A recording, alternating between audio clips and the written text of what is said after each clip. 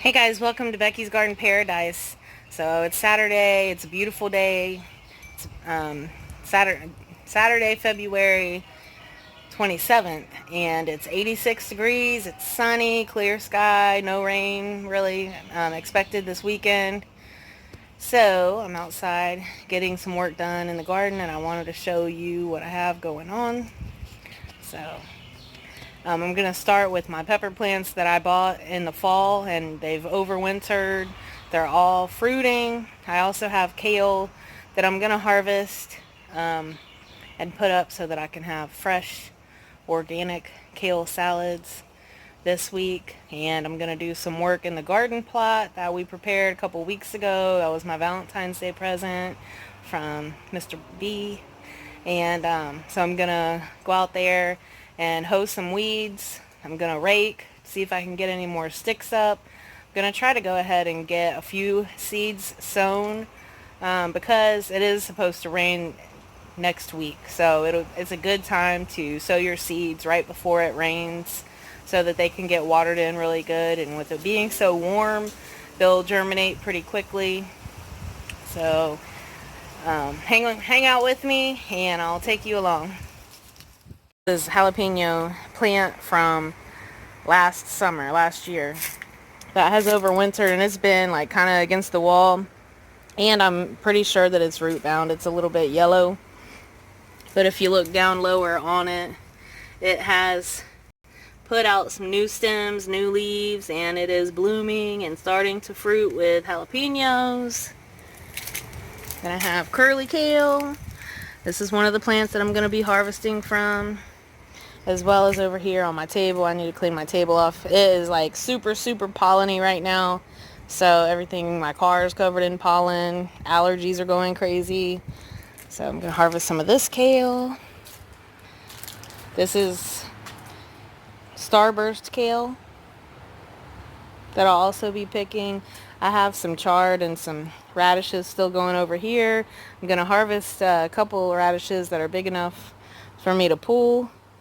And I'm going to replace them with some green beans or snap beans. So I'm super excited that it's the time of the year that I can start sowing my green beans. This is my beautiful nasturtium that I actually started last summer, and it also overwintered and is in full bloom, as you can see. And I have a couple kale plants in this tiered planter, a couple radishes. I'll show you my peppers.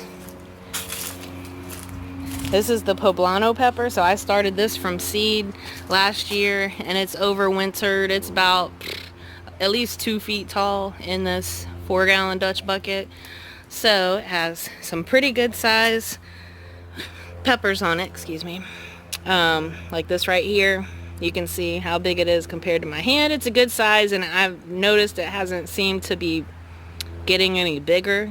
But I'm going to give it another week. And then you can see I have some smaller ones. This one is a little bit smaller. A couple decent sized ones over there on that side of the plant. And then down here, I have some smaller ones as well. So what I'm planning on doing is next week when I harvest the ones that are a decent size, I'm going to buy some jalapenos and make some hot green pepper or hot pepper relish, kind of like jalapeno relish, but I'm going to use some of these poblanos in it, so I'll buy some jalapenos to chop and mix in with those, and I'll pickle them. I'm going to use a recipe for Mexican style pickled jalapenos and dice the peppers along with some onions and garlic and can that next weekend. This is one of my mystery peppers. It's blooming.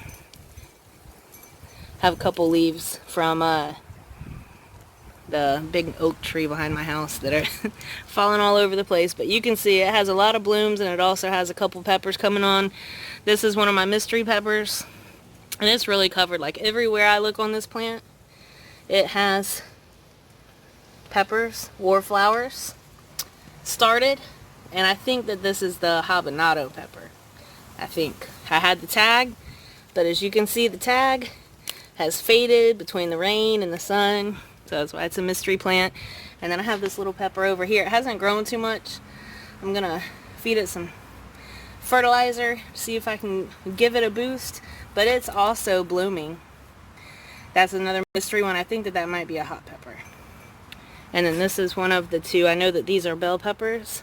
Again, have leaves falling all over the place from my oak tree. Try to pick those leaves out and get it out of the way, but this one is also starting to flower. And then this is another bell pepper that has a good size pepper started on it. You can see how wide it is. It's a couple inches wide. Alrighty. I have lemongrass. I've had this lemongrass for like a good 3-4 years, and around the winter time, well, Florida winter time, it'll go to seed like this, and you can see that a lot of the blades are brown or, you know, losing their color. So I usually will like cut it down and let it grow back. Alright. I have this garden arch that I got last year at Aldi. So I wanted to show it to you. So it's in a diamond pattern. And so you can see that in the picture they have climbing roses over it. It's going over a walkway. But I wanted to show you some suggestions that they have, or ideas they have on the back for different ways. So you could do it as a regular arch, or the picture in the middle. They have each side propped up against the wall with climbing roses on it, of course, in the picture. I'm not going to use it for climbing roses. I'll either use it for green beans or cucumbers or something like that. So I'm excited to take this out of the box and figure out where I'm going to set it up.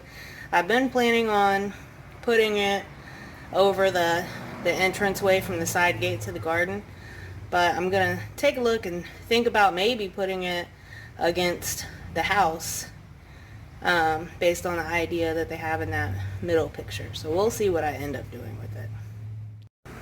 There has some weeds, some spiderwort is what it's called.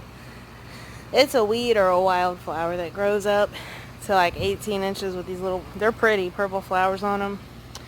But I had a couple clusters sprouting up in the garden plot.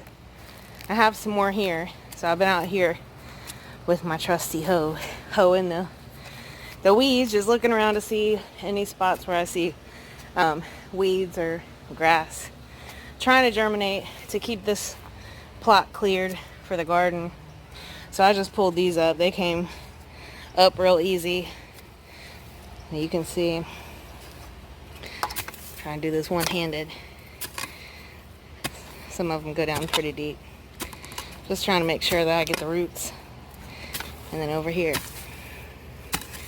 this is a little bit harder because I think this is like the boundary or the edge of where he tilled.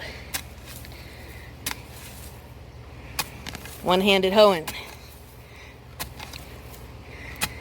And it's nice and sunny, so I changed clothes and put a tank top and shorts on so that I could get some sun, some vitamin D. I was listening to a report on the radio the other day. Talked about COVID and vitamin D and the link between vitamin D deficiencies and COVID and like the hospitalization rate and death rate. So they said on the radio that the majority of the people that get hospitalized for COVID have less than 60, however, whatever the measurement is in your blood of vitamin D, have below 60. And most of the mortality victims, I'll say victims of COVID that have passed away, lost their lives, had below 30. So you get vitamin D from the sun. I also take a supplement. Make sure you're getting your vitamin D.